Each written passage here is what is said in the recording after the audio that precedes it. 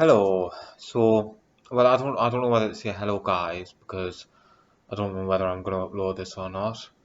But hello, world. I'm Flindon. My real name's William, but I don't need to know that. I'm in a psychiatric hospital at the moment on an acute ward, West Park Hospital in Downton, England, and I just thought I'd sort of document what I'm doing with me day and what my life consists of at the minute. Uh, I'll be doing different videos if I decide to upload this. I don't know whether I will, but um, I might be doing different videos if I do decide to upload this. It could be, reaction videos or vlogs or just ranting videos, anything really. I haven't decided what I'm going to do yet, but as I say, I'm an inpatient on an acute ward in a psychiatric hospital. I've been on this ward since the 2nd of January 2025. It's now, what is it? Now the 15th of August 2025, so just over 8 months. I came in to West Park on December the 22nd, just before Christmas. It was a hard time for me, very hard. I came in on a section and I was mute when I first came in. I wasn't talking to anybody. And to this day, to be honest with you, to this day, I don't know why I was mute. Nobody's, I haven't figured it out myself, and no professional has explained to us why I went mute. They haven't explained to us whether it was psychosis, whether it was depression, what it was. And I, I haven't grasped it in my head. They haven't explained to us what happened. They haven't explained to us whether it was drug-induced psychosis, whether it was depression because of the come down of drugs, or what. But I was using cocaine heavily before I came into hospital. I stayed for about, what is this? So from the 22nd till the 2nd of January. Well, the 1st of January, and then I came back on the 2nd of January. Got sectioned again, and then I've been here ever since. It's not been a good time for us, a really bad time for us. And it's not the first time I've been in an inpatient in a psychiatric hospital. I've been, over the last 6 years, I've been this is probably my 18th or 19th section. I know when it started, but I don't know how it started, I don't know why it started. I've got diagnoses, I've got several diagnoses, and I'll break them down in different videos, but the main ones are EUPD, complex PTSD, and non-organic psychotic disorder, where it's basically they don't know, I don't fit into a certain category of a psychotic disorder, so they just umbrella it as psychotic disorder, not otherwise specified. Yeah, like I say, it started 2019, early on 2019, about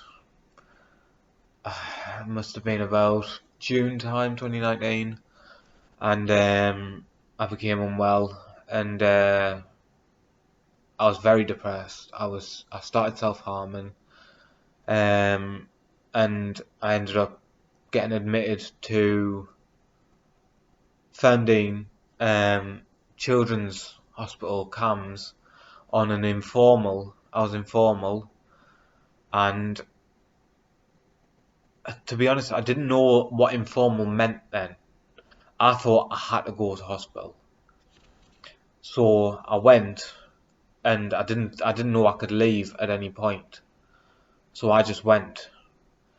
And what I now know is that they basically said to me foster carer at the time, they said if he doesn't come informally, if he doesn't come off his own back, he is going to get sectioned. So when they said to us, we think you should go to a psychiatric hospital, I went, well, I went, all right. Like I said to my foster carer, they want us to go to a psychiatric hospital, and I said, like, they want us to go. So I thought that was a done deal. But now, learning about the Mental Health Act and stuff, I know that it wasn't a done deal. It was actually it was my choice to go. I stayed there for about a month, 4 weeks, about a month, and got discharged. And then within 2 weeks of being out of hospital, I had an attempt on my life and got sectioned again. I was there from about August 2019 till just before Christmas 2019, and it was difficult because I didn't exactly know what was going on. I didn't know what was happening at that time. I didn't know what was happening. I didn't know why I felt like I felt. You know what I mean? It wasn't clear. I didn't understand. I didn't grasp mental health at that point. And I remember on my first admission, my first ever admission, the informal admission, there was a teenage lass in there. Pretty much all patients in there was teenagers. So you didn't have anybody under the age of really 13. And it only went up to 18, so everyone was teenagers. But there was a young girl in there who asked me if I was sectioned or informal, and I said I'm informal, and she said all right. And I can't remember what she said after that, but she just said all right. And it's quite I found now, like, well, at the time I was a bit like, well, I asked her if she was sectioned, and she said she was, and that sort of said to me like, well, why didn't I get sectioned? You know what I mean? Why am I informal and not sectioned? You know what I mean? So I didn't grasp what the difference was. But I was there from August till September, till just before Christmas in 2019, and I got discharged, and I was out of hospital for a while, up until summer 2020. And in summer 2020, I became psychotic for the first time. It was just, it was a mad experience. It was a mad experience, and now that I've got more insight into it, when I do, people have said it's psychosis, and I've got a diagnosis of non-organic psychotic disorder. But when I have these symptoms and stuff of psychosis, people have said to me you are psychotic, and people have said to me I don't think you're psychotic. So doctors have diagnosed with different things. And I just don't really understand. I don't really understand it, to be honest with you. I think back to myself after I've come out of these episodes. I think back to myself and I think, well, I know what the definition of psychosis is. I've researched it, and I think, well, yeah, I was psychotic. But then people see it as, well, it's not. Maybe it's not psychosis. It's your PTSD, and I think, well, I don't understand that. I don't understand how psychosis can stem from PTSD, because PTSD is, I know what the diagnostic criteria of PTSD is. It's flashbacks, nightmares, hypervigilance, stuff like that. And nowhere in it does it say voice hearing, delusions, disorganized behavior, disorganized thinking, it doesn't say anything about that. So I don't understand myself. I don't understand myself. You know what I mean? I don't. And things go on in my head which I don't understand. Things happen, and I do things as a response to things that happen in my head. But things have happened in my head that I didn't realise things that happened was a response to what happened in my head. If that makes sense. I don't know if that makes sense. But that's all I'm gonna dive into at the moment. I'll be doing these videos every so often. Maybe it's once a day, maybe it's twice a day. Just documenting how I'm doing, what's happening, stuff like that. I'll give you a little bit of um, insight into how this admission has been. So, like I say, I came in on a section 2 on the 22nd of December, and I was mute. Before I got sectioned, I was hearing lots of voices. I had these delusions that I was seeing faces everywhere. I thought the Christmas tree was going to kill us. And I had this voice in my head that said, well, no, I had a thought in my head that said, you have two options. You either kill yourself or you kill someone else. That's the only two options that was in my head, was kill yourself or kill someone else. And the voice in my head was saying to us, go in the kitchen, get the knife, walk out the door. The first person that you bump into or that you come across, you have to get close enough to them that you can touch them, and you have to make a decision whether to stab yourself or stab them. That's what I was experiencing at the time. And no, like I say, I was heavy on the cocaine leading up to it. Maybe it's an ounce a day. That night when I was hearing them voices, I must have taken an ounce and a half of cocaine in one night, which is a lot. And it was powerful stuff. And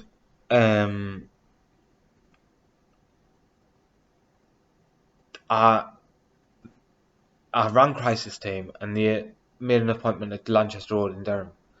And I went, and they basically said, we'll contact your GP on Monday. This was a Saturday. They said, we'll contact your GP on Monday. No, it was a Friday night, and they said, we'll contact your GP on Monday. So basically, they didn't give us anything. They didn't give us any medication to help us. They didn't give us any, nothing. They just sent us away. And then what happened was, I was deteriorating really fast, and I was in the house, and I didn't know what was going on. But I had all these thoughts, I had all these voices, I had all these, images and stuff that I was seeing. And I tried to get help. I tried to, and nobody would help us. So I rang crisis team, I rang 111, I rang my old psychiatric hospital in Sunderland, I rang 999, and 111 and my old psychiatric hospital, the nurse on there that I spoke to, who remembered us, both said, we're ringing the police, they'll be there within, however long. But they never turned up. So my brother rang 999 and said, like, oh, this is what he's experiencing, this is what is happening, he's very distressed and stuff like that. And they said, we're not mental health professionals, there's nothing we can do for you. So then they rang 111 again, and they said you can get mental health ambulances now. They said there'll be a mental health ambulance come to you within 2 hours. And at that point, something bad was going to happen within 5 minutes, 5-10 minutes. I was going past that point. So I thought to myself, well, I don't want to kill anyone, so I'll kill myself. So I went to the bathroom, put a pair of shoelaces around, a cord around my neck from my jumper, and tried to hang myself.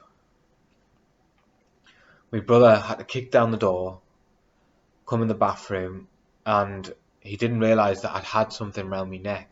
He just seen that I was unresponsive. So he rang the ambulance. They came within minutes, you know what I mean? Well, I was unresponsive, I was unconscious, so I don't know how long it was, but I imagine it wouldn't have been that long. And they took it off my neck and took us to DMH, Darlington Memorial. where I spent 48 hours waiting for an assessment by the psych liaison crisis team, and then waiting for a mental health act assessment. All this time being mute, all this time, looking around me, paranoid, hallucinating the lot, and it was really a letdown on their part for me, making me wait 48 hours to get me sectioned, to get some help. So that's how it led up to me being admitted to West Park. And like I say, I've been here just over 8 months. There's no plan for discharge yet. They're looking for places, they're looking for support accommodation, but for me risks, and I might delve into my risks, at a later date. But for me risks, nobody will take us. Because me self-harm risks, me, different risks that I've got, they won't have us. And they had a meeting, well, in my manager's hearing the other week, because when you get moved onto another section 3, when you've done your time for the first one, and they want to put you on another one, they automatically put you in for a manager's hearing, which is basically the managers in the hospital make a decision whether to keep you in a section or not, and they listen to the evidence from the doctor and that.